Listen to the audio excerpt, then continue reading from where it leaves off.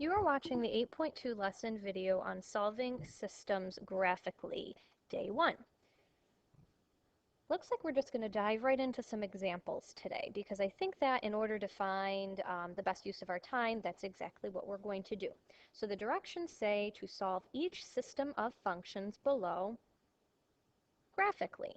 And later this unit we're going to talk about algebraically, and yes, there is obviously a big difference between the two of them.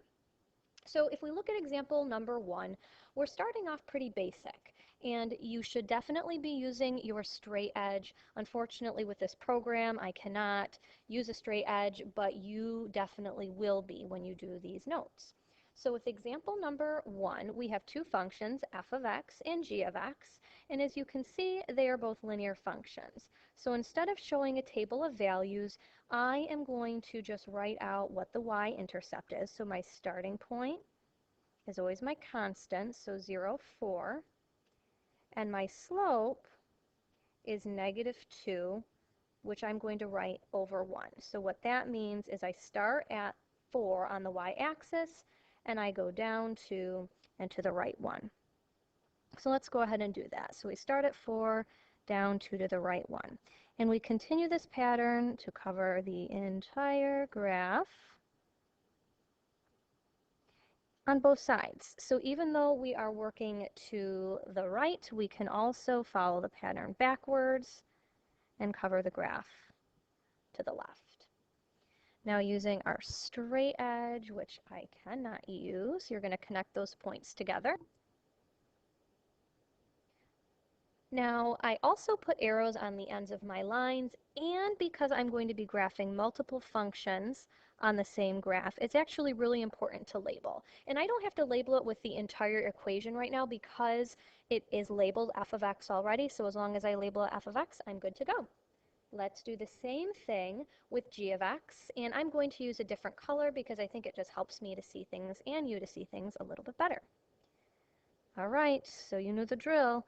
We don't have to show a table of values because this is a line, but we do need to show our work that our y-intercept is at 0, -3, our constant, and our slope is 1/3, which means up 1 to the right 3. So 0, -3, and then we're going to follow the pattern up 1 to the right 3. Nice, it intersected right away. Doesn't always happen that way. And we're going to keep graphing down 1 to the left 3. We always want the points to just cover that whole graph. That way when we use our straight edge, it's really easy to match everything up. And again, we use a straight edge, we use arrows, and we label. Now, believe it or not, a lot of people forget to actually answer the question when you're solving these. So right away, everyone's like, yeah, I drew a great picture. I'm so excited, and they move on. Well, the only problem with that is you never told the person what the solution actually is. So what is the solution? Well, you know that. It's the point of intersection. So let's write that out down below. The solution, which is obviously the most important part to this question because it's the answer, is the point 3, -2. And I'll put that in a bubble just so we can show the reader how important it is. Now, when you're taking a test, what I would strongly recommend is that before moving on to the next question, or if you would rather do your checking all at the end, that's fine too, but we should definitely be checking our work. So take a minute right now, pause the video, and graph these two functions and find the point of intersection, just like what you did in Unit 1, or Lesson Video 1, I should say. You can see my check off to the side that, yes, I was correct because I found the intersection point to be the solution 3, -2. So we are actually going to skip question number 2. Of course, we're still going to do this. We will do it together in class when I see you next. Let's move on to question number 3. So number 3 is a system, and this one is a little bit different because we have a system of inequalities. Notice how we do not have equal signs. We have greater than or equal to symbols and a less than symbol. Remember, when we graph inequalities, we graph them the same exact way that we would graph a line. So we still have a y-intercept. This is no different than our first example. We still have a slope, -2/1, which means down to the right one. But we have to give this a little bit more information. And I'm really happy that this has y alone on the left-hand side, because now I can actually use the rule of all the things that we've talked about with this inequality symbol. So the first thing that we need to talk about, or there's actually two things we need to talk about: shading and whether or not the line is solid or dashed. Those are usually the mistakes that people make when you graph inequalities, so we're going to be very careful not to make mistakes or forget about it.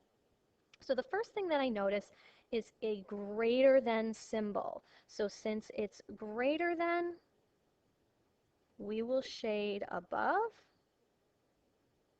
And let's write out all this work. And since it's equal to, the line is solid. Okay, let's graph. So 0, -9. We're going to go down to, uh-oh, I can't do that. So instead I have to go up to the left one, opposite of both. Remember, if it's a negative slope, the line should be pointing downward. That's a mistake that I see a lot when we run out of space, when we try to move to the right.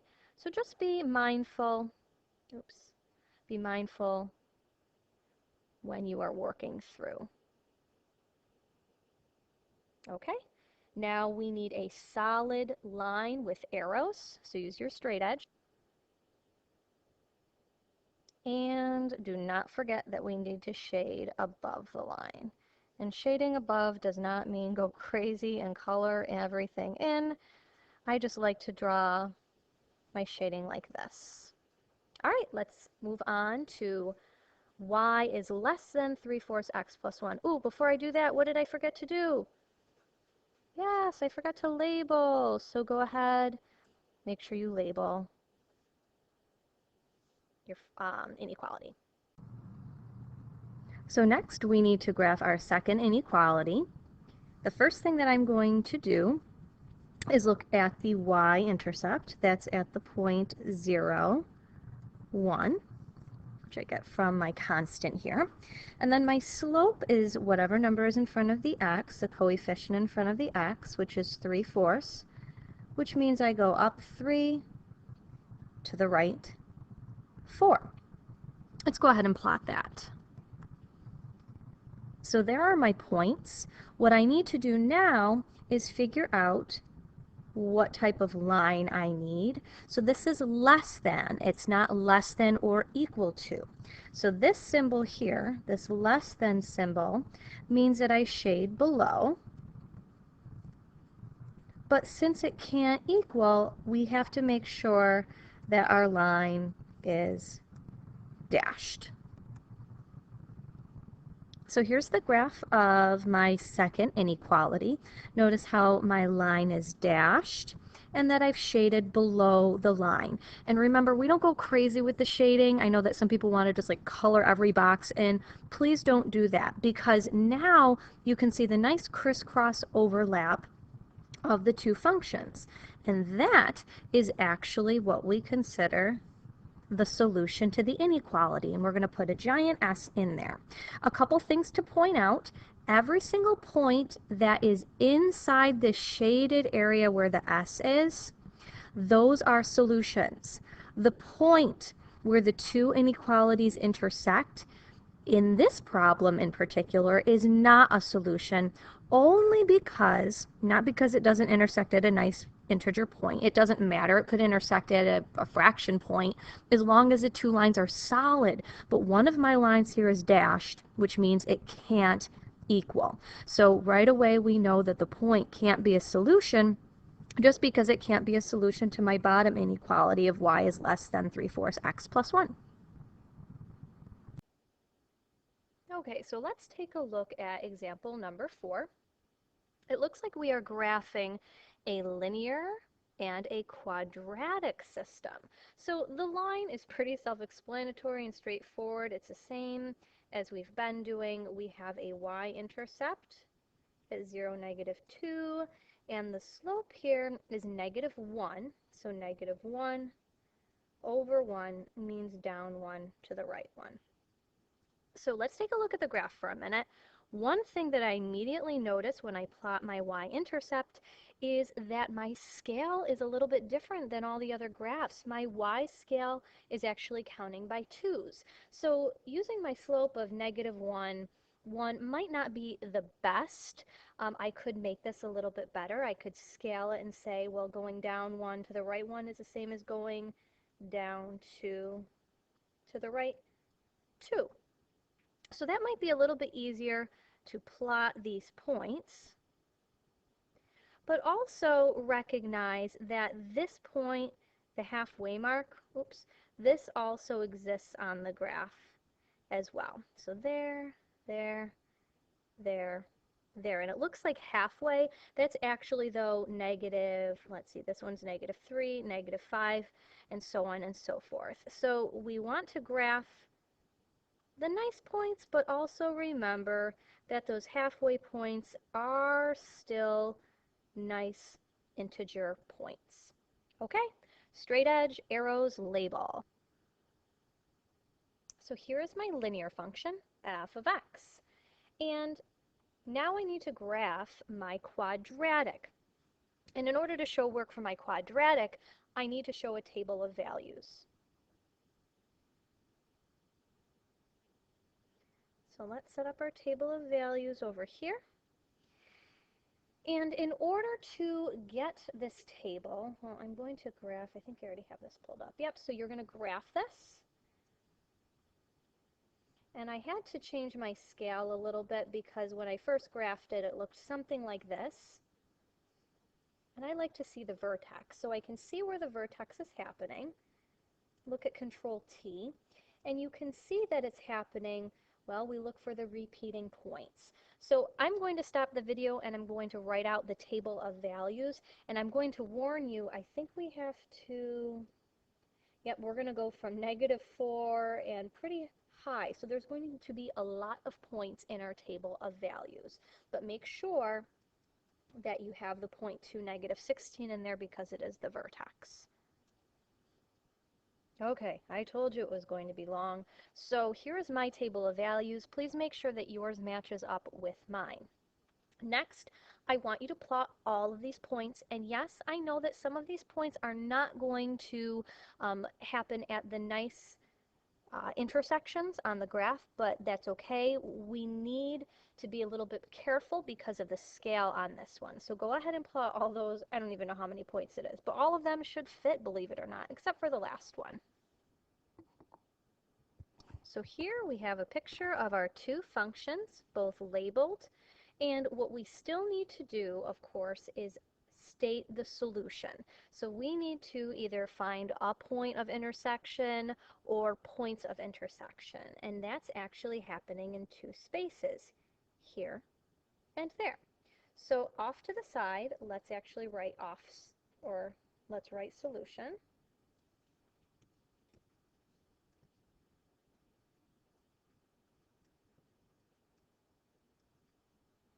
In this case, it's solutions because there's 2 points. And this happens at the point -2, 0. And this one is a little bit trickier to see, but we do have this point of 5, -7 plotted on the line. And as you can also see, it's in the table of values below. Now, if you weren't sure, what you could always do is just verify using your technology and graph both of the functions and make sure the two points intersect together. And by points, I mean lines, functions, I should say, because one's a line and one's a quadratic. And I would also like to save question number 5 for in class. So you are done with this lesson video.